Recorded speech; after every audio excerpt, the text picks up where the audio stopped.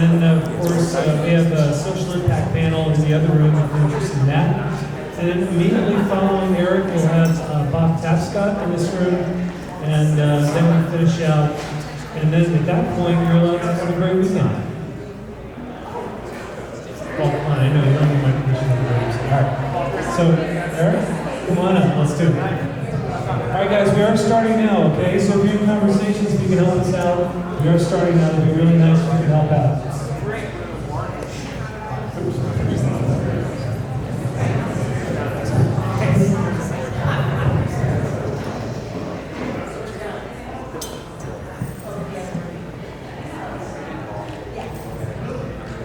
All right, hello everyone. Good to see you all. I'm in a comedy club. Welcome to the Elbow Room. Don't forget to tip your waiters. My name is Eric Weaver. I am the CEO of Transparent Path. And this is my third time to the Global Blockchain Summit. And some of you, if you went to the second Global Blockchain Summit, you may remember me. I was heading up blockchain for Xerox. And on the way to come to the Global Blockchain Summit, they canned me at the airport, along with the entire Xerox blockchain team, which I had been, it's like pushing a boulder up a hill, right? I've been trying to get blockchain services going at Xerox, and since it didn't have anything to do with a green button from a printer, that was the end of that. So, anyways, that was an eventful way, because I was talking to John Carpenter. I'm like, dude, I don't know if I should come, because Xerox is forbade me from speaking at your event. They pay for the travel, you know, and they didn't want me representing the company and all that kind of stuff. And he goes, well, you're kind of one of the first presenters. So I thought about it for a second, and I thought, screw it, I'm going to do it. And I rewrote my presentation on the plane and showed up and conveyed my story. So anyway, got a lot of slides to walk you through today. I'm going to try to do this quickly, and I'm going to try to also have time for questions at the end. So my company started that day at the second Global Blockchain Summit. And the idea was one that we had been trying to promote at Xerox without much effect. And it was the idea of using printed IoT sensors for temperature, humidity, tampering, etc., that were generated by Xerox PARC, which is the brilliant set of scientists out in Palo Alto, and combining that with blockchain, because as I was trying to figure out how to commercialize those sensors and include my fascination with blockchain technology, I thought, oh my God, this would be great. We could do sort of continuous cold chain tracking using the sensors that's stored on the blockchain and create an immutable, transparent path of provenance for any kind of food product. And typically sensors are expensive, but if we printed them, they'd be super cheap. So we might make the economics work. So that was the idea that I brought here. And the idea also was I was appalled and alarmed to find over and over again that recalls were increasing. Recalls for companies like McDonald's, Whole Foods, Tyson, brands that I'd always trusted and never thought about at the store. There are more and more like crazy recalls with like salmonella at Costco Deli. It's like awesome. So what I see happening as the recalls increase is a potential loss of trust. We're already losing our trust in everything. It's like, oh great, I gotta worry about food now too. So I want to counteract that. I want the technology. We have the technology here through blockchain to help fix that, and that's why I'm such a proponent. So our Mars mission is really to keep people safe, really, to keep them from getting sick, to be able to identify potential foodborne illnesses quicker. And the other thing too is that we have a criminal amount of waste in the food supply. We have 40% of our food, $218 billion of food, is farm direct to landfill. And the reason why that happens, and it's a lot of food, we could feed 1 billion people a year with what we waste in the United States that goes farm to landfill. Part of the problem is that, well, I'll get to that in a second. But also, this is a huge issue. So my wife and I are involved in a lot of homeless shelter food projects in Seattle. We cook for the homeless on weekends. We participate in big community cooking events and things like that for the local shelters. Participate in King County homelessness commissions and things like that. And I'm ashamed to say that in Seattle, that supposedly has the highest number of college-educated adults in the US, we have 2,600 children sleeping under bridges every night, all year round. Now, if that's not criminal, I don't know what is.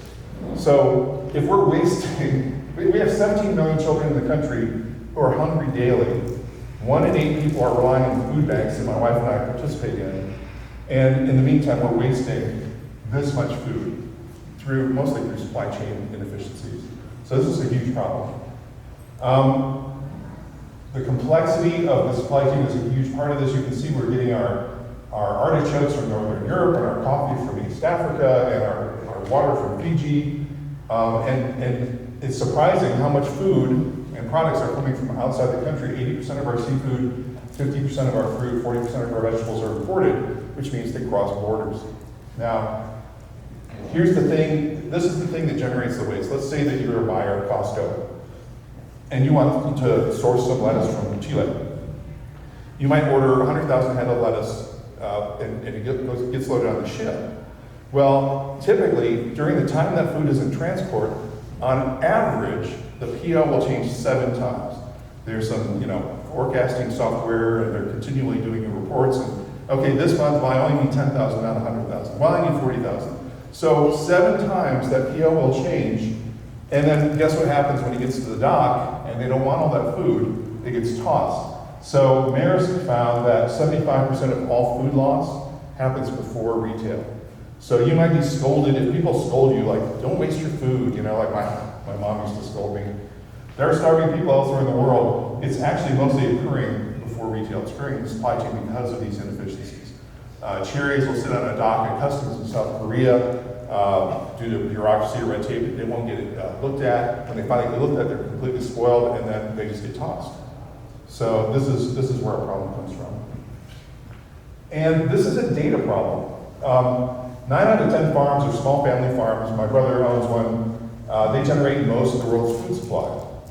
For a lot of these farms, my brother-in-law, he gets up at the crack of dawn, he goes to bed at night. He doesn't have any time to type any data into the damn computer about what he's shipping out. He barely has time to label the product that he's shipping out. So data entry, the accuracy of the data that's put into the system, et cetera, is a big problem for small farmers. And then finally, when those shipments do cross the border, IBM estimates that there are 200 paper documents and 300 people that touch any international shipment, just one shipment. 300 people touch the shipment, 200 pieces of paper, often fax, which it's like, we're still using faxes? What year is this? 1977? So this is a huge problem, and this is why traceability is so hard. This is why forecasting is so hard, and this is why all this waste is occurring. The food business, so as we look at this, there's a lot of issues that are causing it, and that's why I call this it's complicated. Data still largely resides in silos. We hear amazing things about IBM Food Trust. Awesome. We hear about food traceability companies. Fantastic, but it's the tip of the iceberg. Most of the data that's in the food supply is not yet put into a cohesive system where trucking companies and distribution centers and retailers all talk to each other and share information. Walmart will build their own thing, Kroger will build their own thing, et cetera, but they don't interconnect. So if there's a traceability problem, there's no traceability. When they do, CDC scientists, when they do a forensic look at where the bad lettuce came from, sometimes it will take up to 6 months to identify where that came from because they call one place and, okay, well, who was the truck driver that day? And get him on the phone, was it him or her? And so it's so slow that people get sick and even die during this time. No one has the time or cash to add data collection to their day, and the margins are razor thin. Walmart or some of the big retailers will often, if something's late or spoiled, they'll blame the trucking company because they're the closest throat to choke. But it could be the supplier, it could be their own distribution center. And a lot of these smaller companies, these logistics companies, will take the hit as a goodwill cost rather than offend Walmart or Kroger, et cetera. So this kind of leverage and sort of arm twisting happens quite frequently. And imagine if we had blockchain where everyone had access to the same data at the same time, and we could verify in real time that someone didn't screw up, that they met their service level agreements. And then finally, people don't like to change. I used to be a consultant for PwC, and we would do this digital disruption training and and organizational readiness and stuff like this, and no one likes change, no one. Unless they're going to get something out of it, unless they're going to get some money or they're going to get some kind of incentive to change, they're going to just dig their heels in. And I got a story about that in just a second. So here I am at the second Global Blockchain Summit. I launched my company that day. I'm like, damn it, I'm going to do it. I'm not going to work for the man anymore. I'm going to do my own startup. It's going to be awesome. And it was in 2018. I spoke at a bunch of summits. I got accepted to a couple of accelerators. We had Walmart's president join my board. I don't know how the hell that happened, but that was amazing. And we had investors walking in with money saying, I want to invest in you. And it was a really good time until this, the freaking crypto winter. I had a guy who was ready to give us a few million, which I was just like, please God, please God. I was just, just wanted to get that initial seed round. And he was ghosting me, and he called me up and he said, I just want to tell you, I'm sorry, I'm going to have to back out because Bitcoin price dropped. And I'm like, sir, I've told you a bajillion times that Bitcoin could go to zero. We don't have a token. This has nothing to do with crypto. And he was like, sorry, nope. And we found like a nuclear bomb went off in Seattle. A couple of the venture capital firms that were blockchain specific crumbled. They couldn't get investors. So their rounds of like 25, 75 million just went like this. And so I was at a WeWork accelerator with like 25 other blockchain startups. It was really exciting. Like, hey, you're doing self-sovereign identity, awesome. Hey, you're doing asset tracking, awesome. They're all gone. They just, the VCs defaulted on their investment, and that was the end of the story. So all these a lot of them were really young adults, and they were all excited about their startup, and it was just like, so that sucked. And yet, we're hearing about this happening all over the country. So it just is a reality of investment around blockchain back in crypto winter. So the idea behind Transparent Path and what we're trying to do is using this technology from Xerox, my former employer, is they have the ability to print not only the sensors, but the batteries. They can print a battery to power these sensors. So for the first time ever, we can get a flat, one-layer sensor that has a battery attached to it that can continually take measurements of temperature and humidity, etc., and it's on a piece of film. So that was really a breakthrough. And you can see here, most of the tracking in the world happens at the container level. We're getting more and more stuff that's happening on the pallet. But where we want to go is this, because I was talking to Ferrero Rocher in Italy. They were complaining that they would put their high-end chocolate into a cargo container. It would go on the ship. Maybe it was up against the engine room. It would show up at retail, and like half of it was melted and half of it wasn't. And they don't know who to blame. They don't know where it happened because they don't have the data. It's a data problem. So this is where, if we can do cold chain tracking at the package level, we're going to have some amazing results. And this is what we've designed and what we're building at Xerox is the idea of this proof tag, which the consumer can scan the product using the QR code and the sensor below it in a layer. The really cool thing about this technology is that it's biodegradable. So there's no copper, there's no lead, all the typical things that happen in a sensor. None of that happens. It basically turns to dust that is easily disposed of.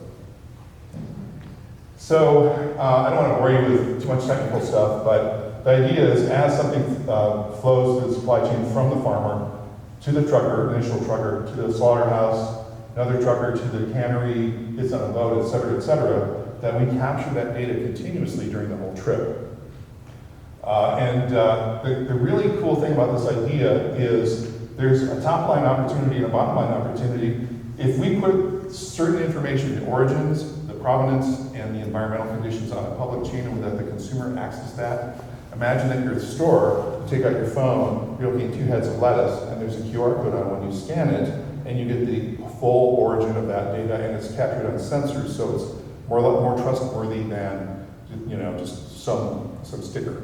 So the idea is that if you have these two and you scan them, you get the full provenance and history of this product, that's going to be more trustworthy. At least one thing you can trust a little more than something that another head of lettuce that has no information at all. So that's the idea of where we're going with this. And we've been talking to Walmart and some other folks. A typical mango at Walmart costs like $4. It's kind of an expensive fruit. If we could charge $5 and take that extra dollar and give it back through either a token economy or something else to all the people who were transparent in that supply chain, that might actually change their behavior. That might actually get them to open up the information and share it with both the consumer and their supply chain partners. We're calling it shared trade. It's basically a fair trade kind of idea.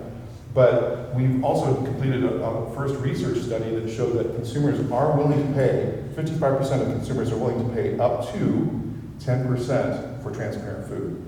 Now, it's a small sample set, it's 200 people. It's just the beginning of this study, but it's like, okay, so that's realistic. People aren't gonna go crazy and break out their wallets, but they're also willing to pay something to get this transparent food. And then the other opportunity is the efficiencies in the supply chain. So if these folks that are in the supply chain can access this data in real time, and if they can use predictive analytics and AI to better operationalize their business, then we can create some real efficiencies. And here, for example, let's say, and I use this example a lot, forgive me if you've heard it before, retired truck driver going through Tempe, Arizona with a refrigerated trailer full of beef. He's turned off the refrigerator while he was driving because he's trying to save gas. Happens all the time. He pulls over for his mandatory 7-hour rest, forgets to turn the reefer back on, and in the Arizona sun, the temperature in the trailer goes up to 140 and the meat starts to spoil. And he wakes up and he's like, shit, turns it on, and he keeps driving. Hopefully no one will notice, gets to the Costco warehouse, and it's cold, and they take it. And then 6 weeks later, kids start getting sick. That's what we want to avoid. And this happens, I'm told, from friends in the trucking company, trucking industry all the time. So what if we knew en route that this temperature violation had happened? The Costco DC manager or the cannery manager could say, I'm not taking that beef, no way in hell, I'm not taking the risk. What happens is that instantly, all of the downstream risks, the financial risk of putting it on the shelves and taking it off, of destroying the food, of the lawsuits that are going to happen, of the government fines, all of that risk just goes and disappears. So there's a huge opportunity by having this real-time information to do that. And it's important because it's an average $10 million per recall. Last year, how many of you trust Whole Foods? You trust the food at Whole Foods, typically. It's a great brand, iconic brand, Jeff Bezos spent a fortune for them, right? They had 6 recalls last year. So no one is immune to the recall issue because people are people and they make errors. But it's not just these direct costs where you have to pull it from the shelves, you have to figure out where it came from, you have to destroy it, you have to notify all the consumers who may have been impacted. But there's the unknowns, the lawsuits, government fines, etc. I was talking to someone from Kroger supply chain, and they said that from that romaine lettuce recall last year, they're still getting lawsuits. They're still coming in. They have no idea what this is going to cost a year later. So this is what we want to avoid. And this pays for a lot of blockchain projects.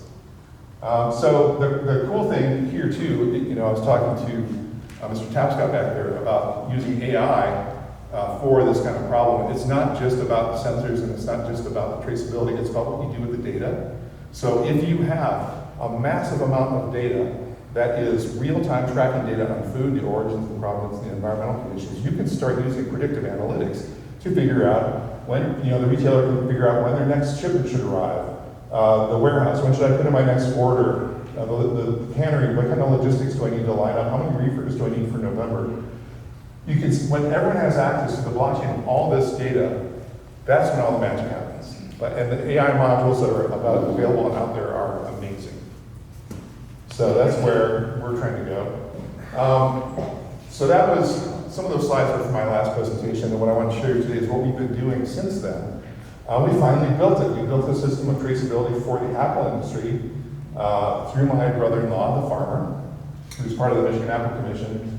And for Jack Brown Produce, as part of Michigan, we did a proof of concept where we took a number of different sensors to their facility and we tried a number of different technologies to see what would work in the real world. Because it's great to talk about this as some amazing fantasy, but if it's not going to work in real life, it's not going to work. So you can see here we brought NFC cards, we brought printed RFID, we brought radio sensors and Bluetooth beacons. They're from India, South Africa, the US, Argentina, we tried a lot of different technologies, chased the truckers around and chased the forklifts around, and discovered that for cold chain tracking, everyone talks about RFID, but RFID only activates when you want it. So in between wants, there's no tracking of how cold it is or whatever. You have to have continuous voltage applied to the sensor, which is why the battery is important. And combined with Bluetooth, this could work. So we could print these, and we could have a good outcome here. Secondly, drivers don't like to be tracked. I think I mentioned in the panel yesterday, we had a driver. How much time do I have, by the way? I just want to be sure.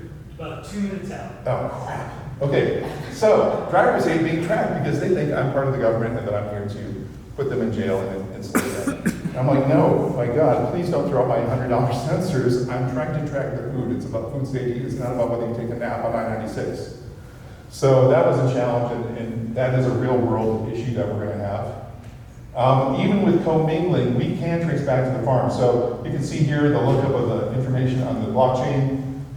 We were able to make that connection all the way back to the farm, because even though apples are commingled, the way they commingle the apples, they do it in batches from one farm at a time. And they code all of those things. So unlike lettuce and coffee and wheat and some of these things that are very difficult, probably impossible to track back to the farm, for apples you can do it. So our learnings beyond the pilot, we were all about speed to market. How fast can we get there? Because all these other startups are going to beat us, and then the race is over. That's so 2018. Now it's about the long slog, as we've heard. It's just about surviving and making it through and building your application. Consumers really want this, as we found out in our study. The high price of cloud storage is a reality, and I could talk about that all day long, but there are a lot of costs there that most blockchain enthusiasts are not factoring into the reality of doing this kind of thing. This has been talked about, and Jay talked about this. If there's not a clear value for using blockchain, why use it, right? Database will do it fast, do it secure, et cetera. Now, I'm a huge believer, as you know, in blockchain, and we're going to build it using blockchain, but we're probably going to start the initial test machine with a regular database as we build this thing out. Another big 800-pound gorilla is, how do you govern a consortium of competitors? I don't remember the young lady's name from IBM. She was talking about the IBM Food Trust as a number of consortia around Dole and Carrefour, Tyson, et cetera. How do you govern people who are competitors in one single blockchain? That's an interesting question. You really need a minimal viable ecosystem to make it work. And then finally, being a blockchain CTO is a sweet gig. We lost our CTO because he got lured away by a ton of money. And from what I've heard, talking to a lot of my friends and in the developer community, that's a very common thing. Having knowledge, the technical knowledge at the CTO level of blockchain is a rare commodity these days. So that was a painful learning. So why are we doing this to wrap up? These are all the companies that have had recalls in the last 12 months. Brands that we trust: Costco, Bob Evans, Purdue, Dole, Libby's, Ritz, Ben & Jerry's, and Tyson, and Pilgrims, and Goldfish, and Chips Ahoy. It just goes on and on and on. This is just the last 12 months. So these are brands that I've trusted my whole life. And if they're having recalls now with potentially deadly pathogens, maybe you'll get sick, but hopefully it doesn't go beyond that. This is an issue that we're all going to have to face and deal with in a crazy, crazy world. So, any questions? Do we have time for questions? Let's say you have a minute for questions. Okay. Yes? You can start, but we'll see if we can hear you. Great presentation. Thanks. Two questions. Where is the custody of the data from each point in the supply chain? And do you do any kind of obfuscation or cryptography to protect data from your customers? So what was the first question? What about the data? Who got the custody of the data? Who is managing the data? Oh, okay, gotcha. So right now we are, and that is not a viable option for a consortium. We have to put together a governance council that manages that data. Otherwise, how could they trust us? You know, it has to be owned by everyone and owned by no one, managed by everyone and managed by no one. Now that's easy for me to say. From a code perspective, it's not easy to do. And we're working through that right now. And then, sorry, your second question? Obfuscation or So the way that we're doing things is that if there's any, there's a small subset of data for the consumer to review, and it's only about the product. There's a lot of question about whether we even want to tell them which specific farm it came from, because someone's kid gets sick and someone goes to their farm with a gun. Not unheard of these days, right? So we have to be really careful with that too, and we're actually working through which specific fields we're going to share. But for the consumers, it's a very small subset about the product specifically. Within the supply chain, we're sharing much more data, but not contractual data. It's pretty much just, again, about the products and with more data about those. For those, we're not obscuring. If it's not a competitive piece of data, we're not obfuscating that data. So hopefully that answers your question. Okay, there's never enough time in a Never. presentation, but thanks. It's really fascinating. We're round the clock.